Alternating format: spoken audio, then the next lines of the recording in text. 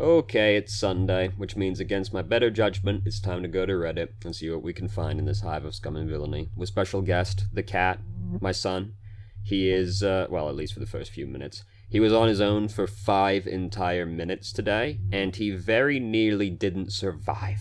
So he's having a moment right now. So anyway, 2 stacking or 3 stacking with looking for group is a great alternative if you don't like 6 stacking. What the fuck do you mean? If you're a bit shy like me, oh, just too many people you don't know. I mean, fair enough, I guess. I don't like talking to people I don't know either, so I can understand that. Grandmaster Winston Primal Rage Guide.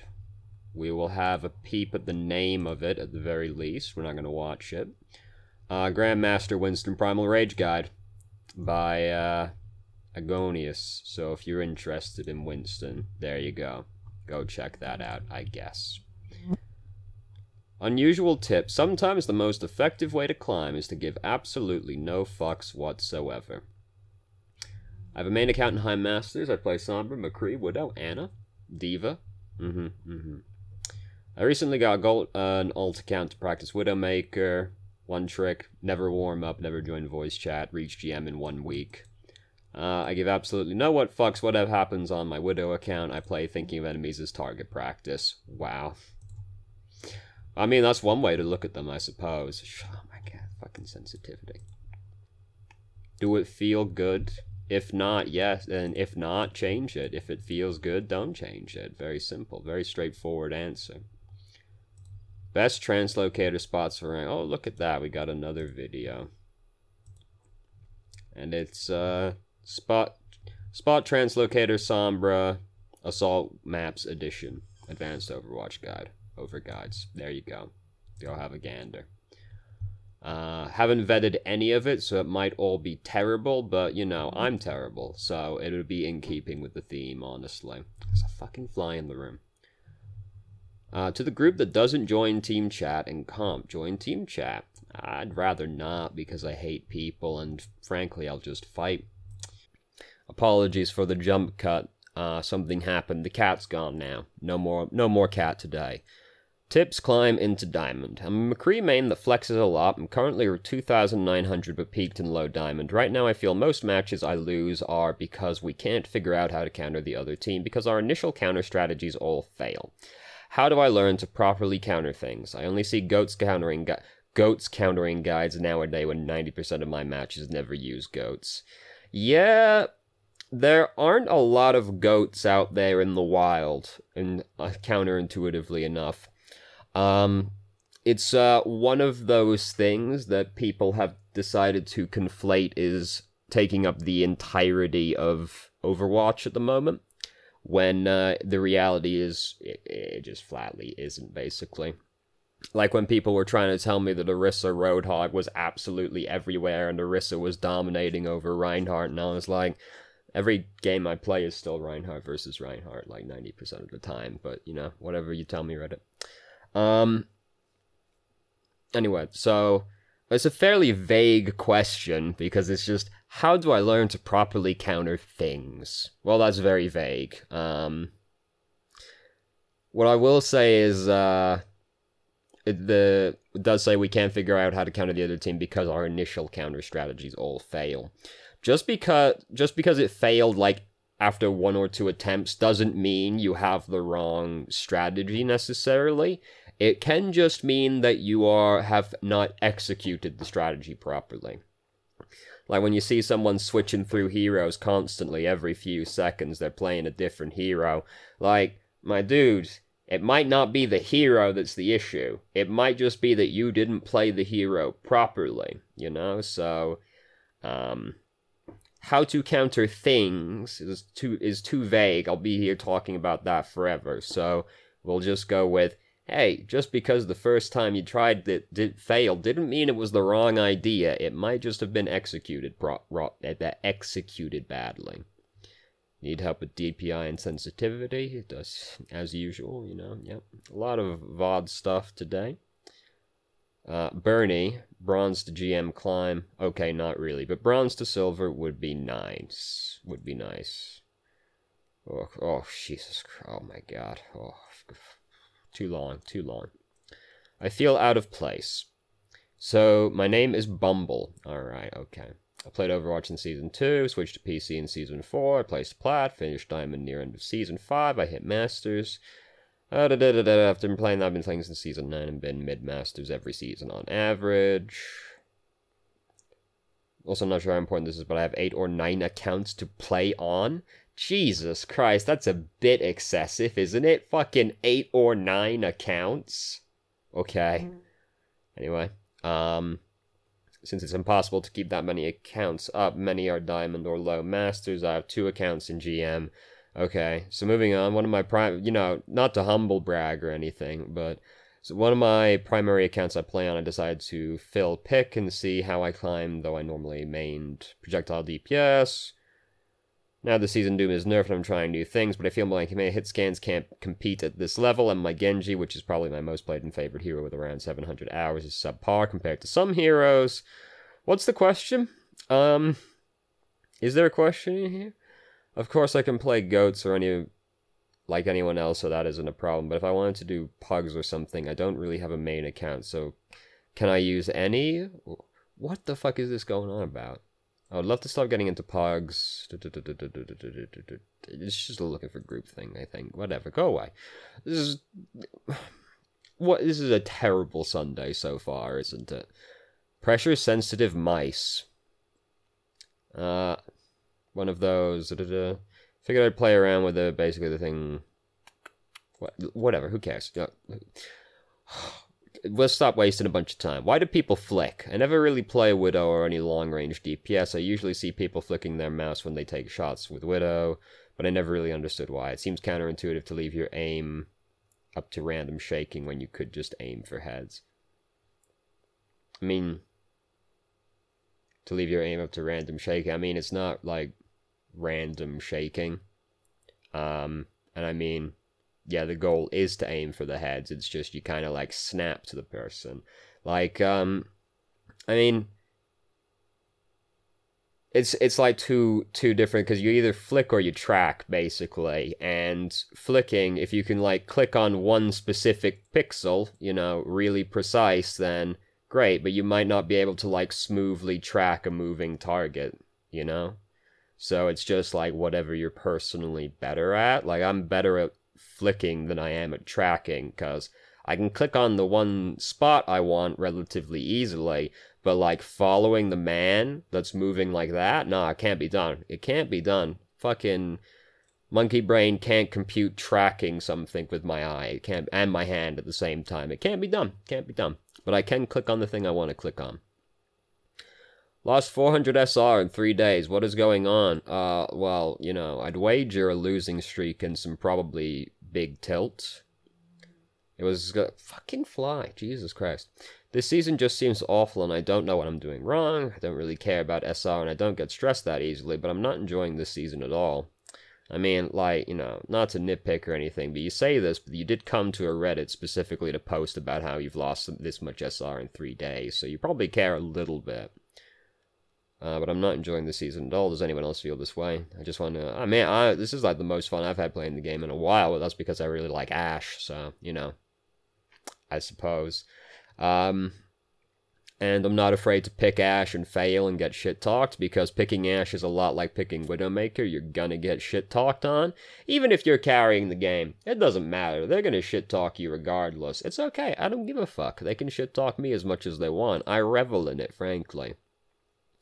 But, a lot of people have been scared off of playing Ashe at this point, which makes it easier for me to pick Ashe, though, so, let's see. How much can 8GB more of RAM improve my gaming experience? Well, I mean, that depends on how much RAM you have currently, because if you have, like, 8GB of RAM right now, and you add another 8GB, that'd be pretty sick overall, actually, You could, the olden times, you could have, 512 megabytes of RAM, in which case 8GB would be a pretty big improvement. If you got, 32GB of RAM already, then, hey, probably not much of one, It's all a matter of perspective, really, isn't it? Yeah, has 8 gigabytes of RAM. So if you add another 8 gigabytes to your 8 gigabytes, that's a fairly big increase, actually. It's like, you know, when you jump from 30 FPS to 60 FPS, that's a pretty big improvement overall. And then you start getting diminishing returns after that. PC high gold, need help, coaching tips to climb solo.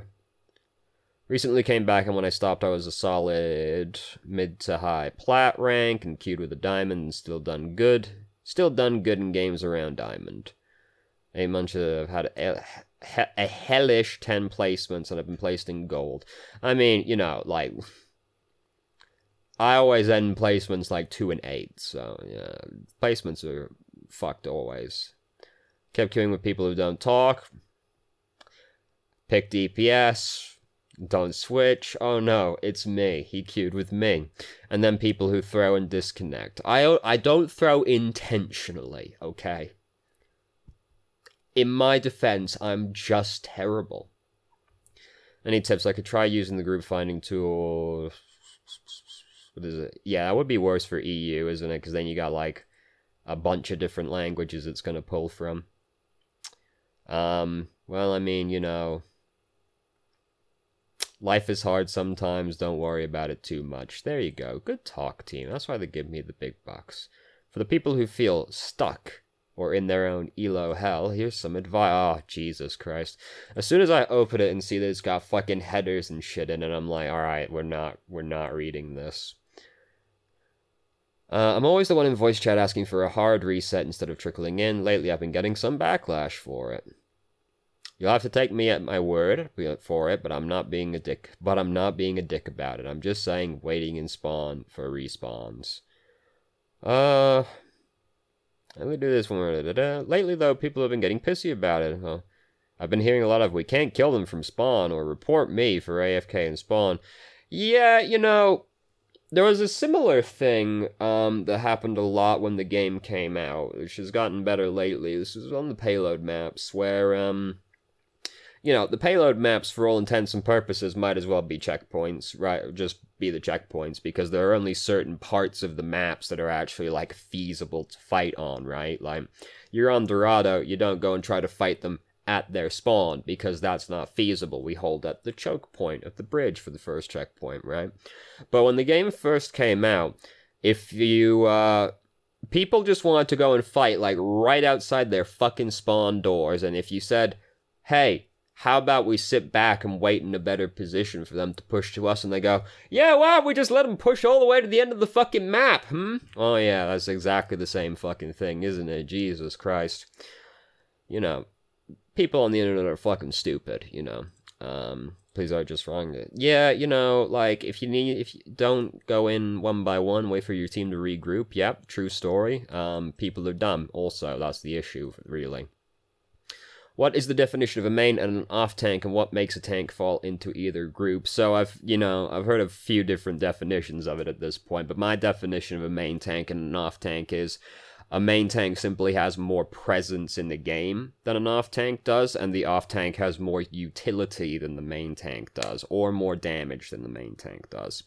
The main tank basically has, like, an like, you can't just ignore the main tank, right? Like, Reinhardt's in your face. You can't ignore the fact Reinhardt is there. You have to respond to the Reinhardt. Whereas if you see a Zarya walking around and she isn't glowing like fucking Chernobyl, then you can pretty much ignore the Zarya, but you're never really in a position where you can, like, ignore Reinhardt, or you can ignore Winston, you know? So, off-tanks are usually, like, lower overall presence, but more utility or damage. Like, you think about, like, Roadhog. He's nowhere near as good of a tank for, like, blocking damage for his team as Reinhardt is, but he's got great utility because he's got hard crowd control, he's got damage, and he's got one of the best defensive ultimates in the game. So he's, like, your textbook off-tank, whereas Reinhardt, he's a big boy, big shield, blocks a lot of damage for his team, and makes a lot of space for them, right? Like, the main tanks make a lot more space than the off-tanks do.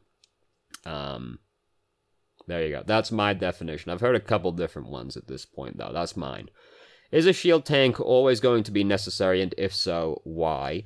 No, it's not always necessary, because if you're going with like a dive comp, then you don't have a shield tank. You have 2 dive tanks. The reason you would want a shield tank is if your team is relatively sedentary. So if you've got a team comp like Soldier, McCree, Ana, Zenyatta, these people are all very slow. They don't do a lot of moving around. They like to just kind of sit in one place and shoot at the enemy team.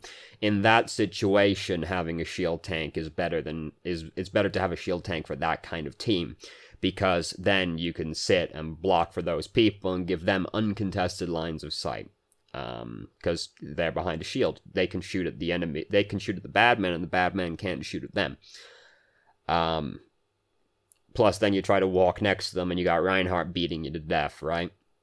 Whereas if your team comp is something like Genji, Pharah, Mercy, Lucio, then none of those people, like, all of those people are running around doing their own thing. Pharah and Mercy are up there in the fucking sky. Genji's probably behind them, and Lucio's doing Lord only knows what. He's probably on the ceiling, getting fucking footprints on the walls, you know, kids these days. So in that situation, it's not really worth having a shield tank, because how often is your team actually going to be grouped together for you to block for them with the shield? So it's not always necessary, no. It depends on your team comp. What should my focus be as Zarya? Build charge, then bully enemy team. Basically, play passively until you build up build up some energy. Then when you have energy, start playing more aggressively so you can build up ult charge and try to kill people, and then make big plays with Graviton. Also, protect your backline, because the off-tank... I should have said this as well about the off-tank. The off-tanks are also the ones that will go away to help with the flankers. So if you're playing Zarya, Zarya is an off-tank, so you gotta be the one that goes and helps the backline when they're getting dove by somebody. What is the backline? The backline is basically all of the vulnerable heroes. So I wouldn't really consider Genji to be a backliner, because even though he can be played in the backline, he can look after himself, essentially. The backline is pretty much the people who, like, Ana, Zenyatta, Soldier, you know, the kind of people that basically, if they get jumped on, they need help, or they're probably going to die to the person that jumped them. And if they don't die to the person, they're not going to be being very productive for the next little while they're getting dove by that person. So it's basically the vulnerable members of your team, the ones that sit further back. You know, you got the front line, which is all the tanks and, like, the beefy boys. Like, if you got, like, a Doomfist, he's, like, front line. He's a beefy boy, so he'd be, like, front line up there with the tanks, whereas backline is all the soft boys that are easy to kill. There you go. Main tank taking gold objective kills and time when we lose. Well, low rank, Orisa main, I usually end with gold objective time, right? But I also often end up with gold objective kills, especially when... I mean, objective kills is, like, honestly a trash stat, because what exactly constitutes an objective kill is, like, really fucking stupid sometimes, because, like, if you're, like, the attacking team on a payload map, you'll end the game with very few objective kills overall, because they have to be, like, actively contesting the payload to count as a kill, which typically the defending team is not fighting, like, right on top of the payload. It tends to be a little bit more spread out than that. So, like, objective kills is, like, a trash medal. Also, it's not kills. I know it says kills. It's eliminations. So it's kills and assists that gets you that medal. So it's like if a Moira has gold eliminations and gold objective kills and is shit-talking people, if she's shit-talking the DPS because she has gold eliminations and gold objective kills, the Moira doesn't understand what the fuck those stats mean, because Moira does a lot of AoE damage. She throws those orbs in, she uses Coalescence, and then bam. She has touched everybody. So she has gotten a shit ton of eliminations and objective kills, even though she has not actually done that much damage, but she has given everybody a good tickle, so she gets credit all the same. So the eliminations and objective kills, it doesn't matter that much, to be honest with you. Don't worry about it. Here's why poor eyesight might make your aiming worse. I don't think we need to go too into depth in that one, thanks. You know, feeling useless against Bastion. Tank main here who is in low plat. I just had 3 games against Bastion on Volskaya, Dorado, and Nepal. Well, you know, one of these is not like the other. Each time I would restart as Reinhardt. There's no H right there. I see, huh? I find the Bastion, try to fire strike him as often as possible as I could without getting damaged, and when I got the chance, charged him. That's what you do. But when I didn't, I was getting fucked up by his damage, and if I did charge, he would just heal. Then I would switch to Diva or Hammond. Those are way worse against Hammond, or against Bastion. Sorry. Worst thing is that no one works together and dives me, so I'm just a fat alt charge. How can I carry as a tank against Bastion? So it's really hard because Bastion counters tanks, is the short answer. It'll kind of depend on the situation you're in. Like, sometimes, like, Volskaya, if you're playing Reinhardt, you can be in a position where you can kill the Bastion as Reinhardt, because the play is to, like, get up close to him and then pin him, because he'll survive with 5 health, yeah, but then you smack him and he dies, or hopefully your team also smacks him. He can live through it, but, like, you'll usually kill the guy, especially if you have Fire Strike after you finish the charge.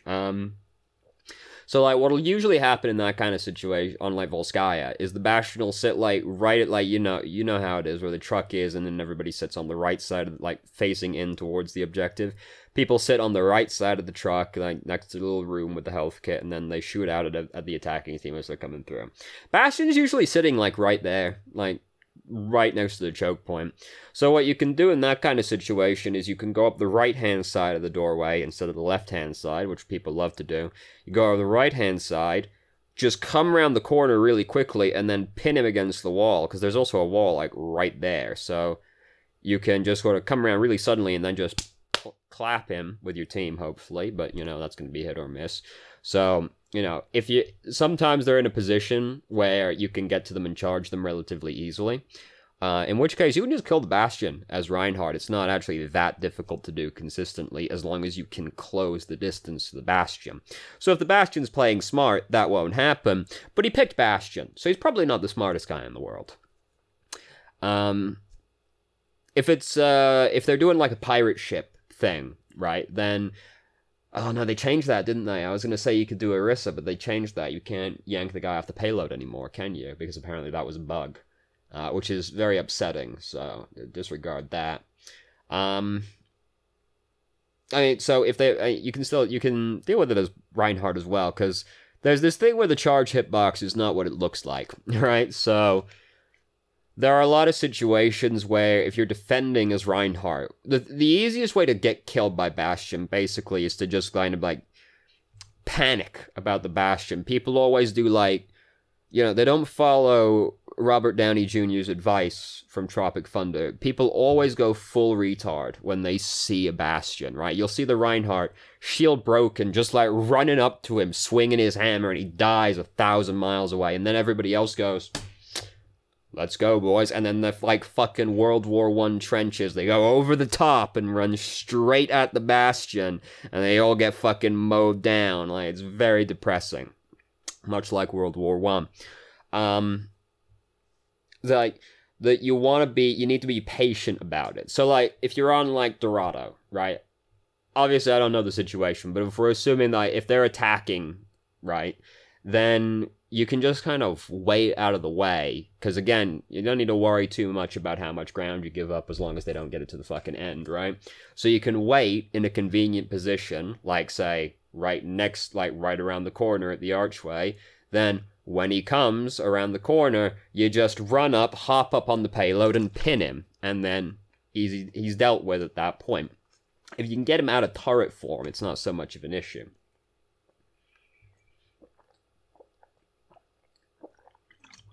The trick is getting to the Bastion, which is usually the hard part. And this is why Reinhardt will struggle with this in certain situations. If you're attacking Dorado, and he's up on the high ground, there's nothing you can do about that as Reinhardt. Basically, you just try and push the payload past him, is the best thing you can do. So, like, He's going to break your shield, obviously. You can squat behind the payload and use it as cover, and just sort of try and push it underneath him, and then force Bastion to move, because the payload's leaving without them. But, like, Bastion counters tanks, so people like, you know, if you're playing Reinhardt, you're going to have a problem. D.Va and Hammond, they're not going to have a good time, or Winston, they're not going to have a good time against Bastion. Like, the best tank against Bastion... Well, I guess there's two ways you could look at this. There's the two best tanks against Bastion are Roadhog and Orisa for two slightly different reasons. Orisa's really good at breaking barriers, and Bastion needs barriers to survive. So if you can break the barriers, that makes Bastion a lot worse. So Orisa's good for that. Roadhog also decent at breaking barriers, and he has crowd control. So if he gets a shot in on the Bastion and hooks him out, Bastion is dead. So they're the two best tanks for dealing with Bastion, but Bastion counters tanks, so it's always going to be an issue for you as a tank. If you're playing Reinhardt, the best thing you can do is just try and get to him, or just kind of circumnavigate him, if at all possible, but... Going Battle Mercy when ulting, valid strategy. Sometimes, yes, there are situations. Not having an impactful wow moment with Earl has made me wonder, is it sometimes more effective just to go full-on Battle Mercy? No, like, you don't want to spend the whole Valkyrie, like, trying to murder people, you know, but, like, yeah, it's like, there are certain people, like, Widowmaker, Anna, like, the Mercy using Valkyrie kills them more often than not, honestly, unless the Widowmaker's a god. So, like, yeah, if you can see an opportunity, if you're using Valkyrie and you see an opportunity to, like, run up and just fucking bully a Widowmaker to death, hey, great. Or just bully anybody to death. Basically, if you see somebody, like, you're in the fucking sky, right? You got a wide view of the area right now. If you see somebody who is relatively isolated and off by themselves, as long as your team isn't gonna die while you're off doing this, go murder the dude, by all means. I fully endorse Mercy players asserting themselves more. Do not leave your team to die, though, okay? Like, if there's a solid chance your team dies while you're murdering this person, don't do it. But as long as your team is in a relatively okay position, then go get those guys. Has D.Va's D-Mech animation timing changed? I don't think so. I used to be able to pulse bomb a D-Meching D.Va for all the time. I don't think so. I haven't noticed any issue, so... my MS has gone up by, like, 50. I mean, maybe. I don't think her timing changed. It might have done. I don't know. It doesn't seem like it to me. Learning Anna, but I don't know what to do when I sleeve the Tracer. She recalls out of my combo and then one clips me. Any tips? Didn't expect... I fucking had 433 votes. Jesus Christ, what... This is a pretty simple thing. What we got going on in here? There's a brief moment at the end of the sleep where if you hit someone, it doesn't normally break the sleep. By a whoosh sound. As soon as you hear the start of the whoosh, do your combo. There's a brief moment at the end of the sleep where if you hit someone, it doesn't immediately break. Oh, I see. Okay, I see. I understand. It's like when the sleep effect is ending and they're like standing up from being asleep. I see. Yeah, so I guess, you know, go peep that video by Janie. Janie? What? I'm not sure. I don't know how you pronounce anybody's names, honestly, basically. Since they all animation counts. So sometimes the Tracer manages to get away. Can recall without even waiting for the night. Before the Tracer can... I feel like the Tracer can sometimes get out of this combo. But that might just be because I'm bad. You know, whatever. However, the combo still gives taste. Yeah, I thought so. Even though they... Say... Okay, so the moral of the story is, when the person is waking up naturally from the sleep, there is a period where they can't do anything because they're animation locked in waking up. So that is the time to combo on Tracer, is the moral of the story. I actually didn't know that you were animation locked at the end of that, but now that I think about it, yeah, It does work like that. I've just never really thought about it. I don't think about a lot of things, though, to be honest with you. What are the popular comps that I should know? Goats is not popular, even though people say it is, just for record. 222. And we got Dive, you know, which is like Diva, Winston, or like Winston, Zarya. And then flankers, or like Genji Pharah, something to that effect. And then like Mercy, Moira, Mercy Anna, usually these days. Or, you know, if we go old school, it'd be Mercy and Zenyatta or Lucio. But it's usually like Mercy and Moira or Anna these days. There's Death Ball, which is basically a bunch of static heroes. Like, it's the classic Reinhardt. Everybody stands behind the shield and we roll right through them, all murdery. Big old ball of death. What else? What other ones we got? That's kind of it, really. You know, we don't have, you know, Overwatch strategy isn't that deep, really. At least not for, like, ladder, you know. Well, I mean, I would say that, like, a pro scene is much better right now. It's all goats all the time.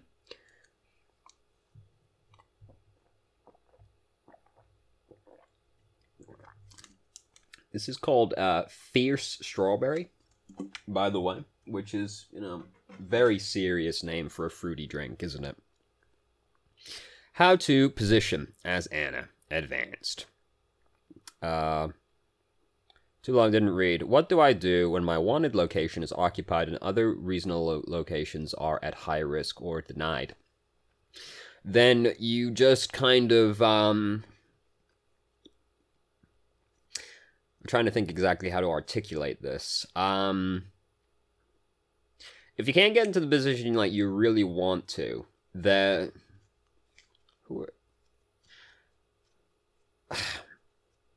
So, if you can't get to exactly where you want to be, you just basically take the next best location that you can. Because, I mean, there are certain standards for, like, what we want in terms of positioning. Like if you're playing Anna, you want to basically be high ground if possible and far away from people, with as many people on your team between you and them as possible. But you also want to be not so far back that your team can't help you if you need help. So if you can't get to exactly where you want to be, you just kind of follow the basic, like, fundamental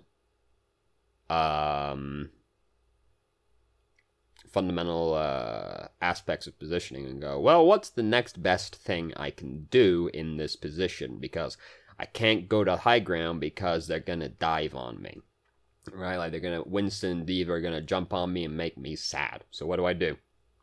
Well, I want to be far back still. High ground is probably not an option, seeing as they have people that can jump to the high ground. So I basically just want to be far back and behind my team as much as possible, like, you know? I mean, it's a fairly benign answer, really, isn't it? Well, I can't be where I want to be, so I'll just stand behind my team, is fundamentally what I said. But, I mean, that's also the answer, because, I mean, if you're playing someone like Anna, you want to be on the high ground, but if the enemy team is full of aggressive divers, then, you know, your team are going to have to be up there to help you on the high ground, or you can't stand on the high ground, so you just got to stay, like, behind your team, basically. Or with your team, as well. Why do people say to use 37.89 scoped, yet so many players vary from 30 to 50? I don't know. What do we got? Someone correct me if I'm wrong. There's no way to make it 1-to-1 for all flick distances. You kind of have to choose, but 87.89 makes it 1-to-1 at the center of your screen, so the movement there feels natural for people. Sure, this is correct. Here's the principle in video format. Wow, thank goodness. I love visual learning. Mouse sensitivity, monitor distance guide. Okay, great. Sure, that sounds likely. Anyway, whatever. Know your counts while know your counts? What are you talking about? One of the most basic essentials when shot calling is to know when to engage and retreat. At the most basic level, all of that is knowing where you have the numbers advantage. Yep. With a younger kid, he had basic understanding and good mechanical play, but he was trying to shot call with me, and it caused some confusion at times when he would make the wrong call. Well, he books it off behind the point, and my immediate thought was I had the count wrong. I asked what the numbers were, and the response was, I don't know, but it looked bad.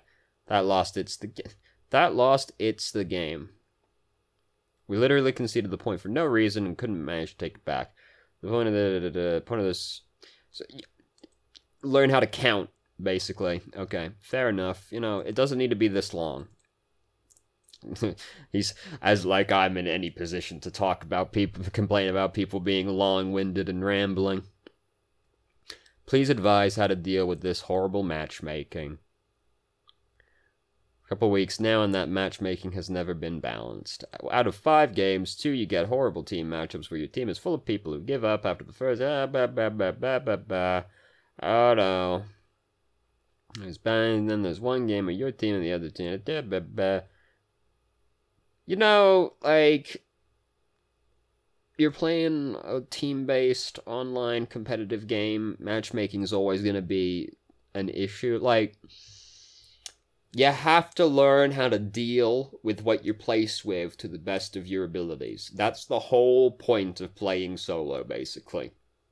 If you can't handle the variance in playing with people in just solo queue or duo queue, then find a group to play with and remove the matchmaking element, right? Because then, hey, you know all these people, right? You can rely on them to some extent, at least. If you can't handle with just, like, literally just being placed with random people, you gotta meet some people, my friend. You gotta make some friends. I know, terrible. Tips for Anna. I wonder if there is any given order which ally I nano boost first and which enemy I sleep first. Mostly Hanzo, Genji, and Bastion. So when we're nano boosting someone, what we're basically looking for is, well, I guess there's 2 reasons now. You might nano boost somebody just because they're gonna die if you don't, right? So Reinhardt's just fucked up and charged in way deep. So, and now he's at like fucking 100 health. If I nano boost him, he is suddenly probably not going to die, as long as I can keep healing him for the next little while at least.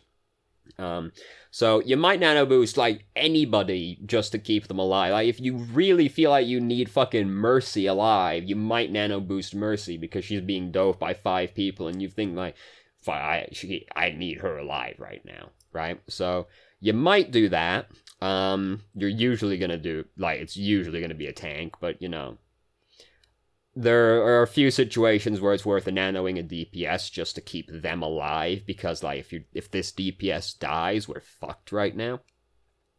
So, like, you might nano boost somebody just to keep them alive when they fuck up. But if you're using the nano boost proactively rather than reactively, which is, you know, the goal. Ideally, we like to use our ults proactively rather than reactively, except Zenyatta. Then what you're basically looking for is somebody that can do a lot of damage very easily, which is why it's usually comboed with ultimates, because if you nano boost Dragon Blade, then suddenly Genji's going to kill a lot of people, and it's basically automatic, because he just has to cut them once and then dash through them, and they die. If you nano boost Roadhog while he's using his ultimate, he just does a lot of fucking damage in, like, the entirety of his screen, basically, so that's easy. Pharah makes her do more damage, but it also makes her a lot harder to kill while she's using Barrage, which is when she's most vulnerable, counterintuitively enough.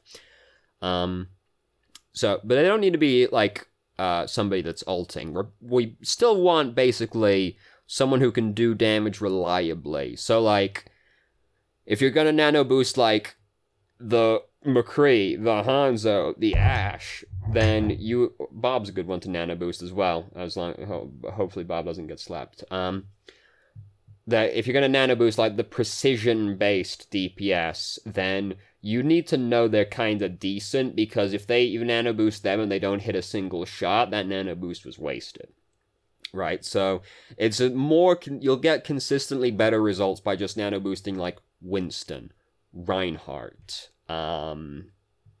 Diva, like the Reaper. Like, these are people that they don't have to work very hard to do damage, right? Winston is whole screen. Reinhardt is like everybody right in front of me, right? You know, Reaper, shotguns, not exactly precise weapons, you know. So Diva, dual automatic, infinite ammo shotguns. They can do damage, like, easily, basically. So that's, like, the main thing you're looking for, which is also why it's usually comboed with ultimates. That's when people are... they're going to do a lot of damage very easily when they're using their ultimates. And which enemy I sleep first? There's a lot that goes into that. Basically, if somebody's out of position, you want to try and sleep them, because if you can sleep the out of position person, that should be a free kill, basically. As long as, like, the Winston doesn't immediately wake him up by tickling him, you know.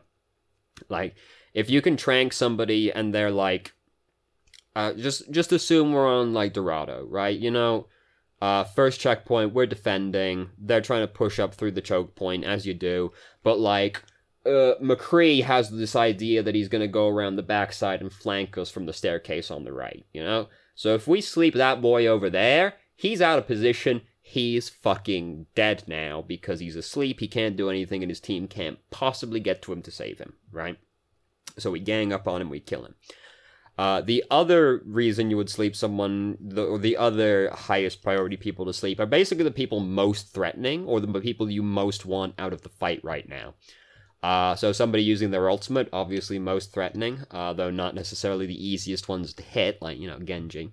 But, like, if you can manage to trank, like, one of their supports, and then the support stays asleep the entire fight, or dies while they're asleep, then, hey, that's a bare minimum 6 seconds the person spent not interacting with the team fight, which is huge. So if you can remove somebody from the fight with the sleep dart, that's also very good. Otherwise, you know, that's basically the goal. We want to trank people who are out of position, we want to remove people from the fight, or we want to deny people's ultimates with them. Those are, like, all the reasons that you would sleep people. Don't just, like, chuck it randomly at people. The sleep dart is usually used for flankers and tanks, because they're usually the ones that are most threatening, most out of position, or best to interrupt. What's the trick to the Emp versus plus Diva bomb combo? Mad coordination. Like, it's all timing based, basically. Like, Diva basically... Like, there are sometimes, it's not even just that simple. Like, sometimes Diva wants to throw the bomb first, and then they get emped. Sometimes you want to emp them and then throw the bomb. Like, it's all about, like, you gotta read the map and where the enemy team are, and then you gotta coordinate with the Diva and the Sombra, like, well, you know. Because it's... The bomb takes a long time to go off, and Sombra's gotta get into position. So you do need to, like, count shit down, basically. It's all timing. You gotta read the map and you gotta time it well, is basically what I'm saying. A cop-out answer, yes. Most people in Plat think Moira is the best healer, or are they right? Or is she still below the likes of Zen and Anna? Moira is the best healer. I've got no bias on that one at all. No, sir. Moira is the best main healer. Positioning as Soldier.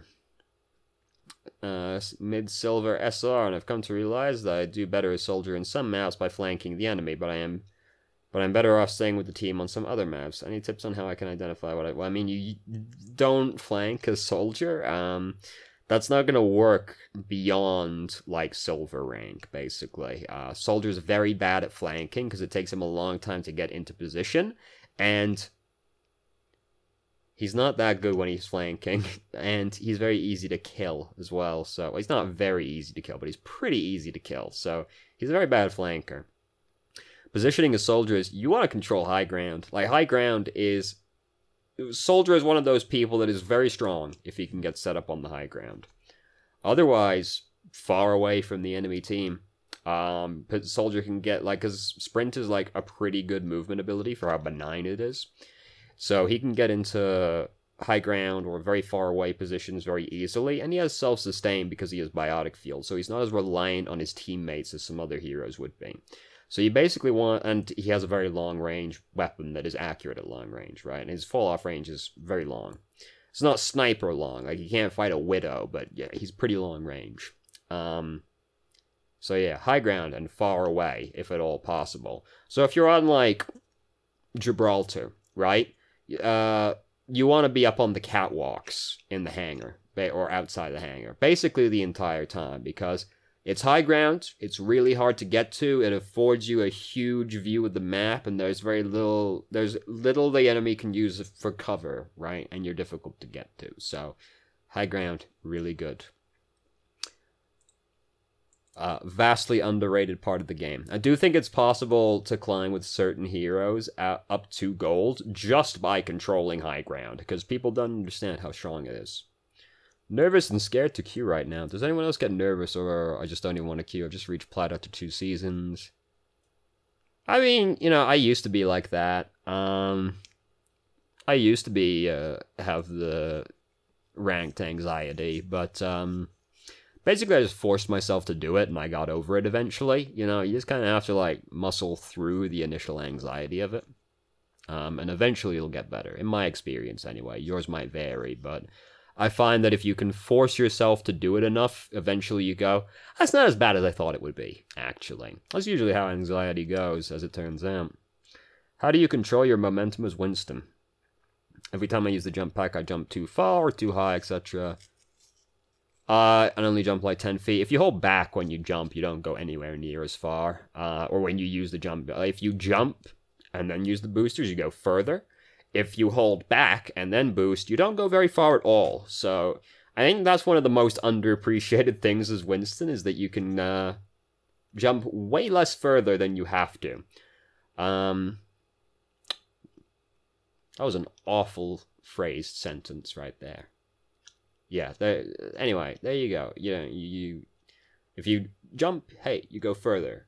And then if you hold back, you don't go as far. There you go. That's how you do it. Very, very straightforward tech. Tips for flicking more consistently, especially with Anna's sleep dart. Make sure you got desk space, because, you know, flicking is usually going to take up more space. You don't want to just, like, flick over and then bash a cup off the desk or something, you know? And, you know, play a lot and practice more. Good job, me. Feeling like I'm not very impactful. I just finished my placements. I placed mid-gold, and I feel I'm not very impactful overall. My aim is good, and I am a flex player. I usually flex with Anna, but I prefer DPS. Overall, I don't die much, but I also don't do much unless I play Genji or D.Va, which I am the most comfortable with. Is it maybe that I am trying to get a grip on too many heroes at a time, and should I stick to learning one hero? So, I mean, I've always been against flexing overall, because it's better to be really good at a few things than at just, like, mediocre or average at a bunch of things. So I would say you're better off just focusing on a couple of heroes and learning how to play those really well. Do try to know a couple of heroes in each category that you can play at least competently. You know, they don't need to all be fantastic. Just, you know, a few that you're comfortable with in each role. But, like, focus on the ones that you really want to play as, and, like, hey, you'll be more impactful on them, because you'll be more invested in getting better at them. Funnily enough. How long we been here? 53 minutes? Fantastic. Yeah, we have fucking... God, I miss having 2 monitors, because this is... I just have to trust everything's working correctly. It's absolutely terrible. Yeah, almost an hour. We've done 2 pages. Good talk, team. Good talk. Thank you very much for watching. If you did, if you have any questions, feel free to ask. I'm more than happy to answer. If you haven't already, you can join our Discord and ask questions more directly and have a conversation about them, or just shitpost with us. And I hope you found the video helpful.